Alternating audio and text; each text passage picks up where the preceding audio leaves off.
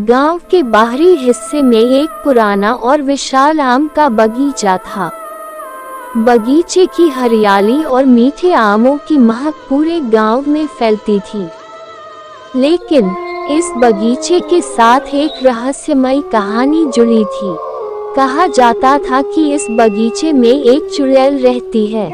गांव के बड़े बुजुर्गों का कहना था, रात के समय कोई भी बगीचे के पास नहीं जाता क्योंकि वहाँ अजीबोगरीब आवाजें सुनाई देती हैं। कई लोगों ने ये भी दावा किया था कि उन्होंने सफेद कपड़ों में एक औरत को बगीचे में घूमते हुए देखा है। एक दिन गांव के निडर लड़के रवि और मोहन ने ये तय किया कि वे इस रहस्य का पर्दाफाश करेंगे। उन्होंने रात के समय बगीचे में जाने का साहस किया। बगीचे की ओर बढ़े। जैसे ही वे बगीचे के अंदर पहुंचे, हवा में अजीब सन्नाटा छा गया। पत्तों की सरसराहट और पेड़ों की शाखाओं की आवाज ने माहौल को और डरावना बना दिया। अचानक उन्हें दूर से किसी के रोने की आवाज सुनाई दी।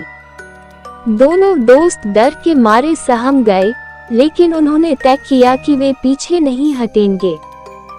आवाज का पीछा करते करते वे बगीचे के बीचों बीच एक पुराने कुएं के पास पहुंचे।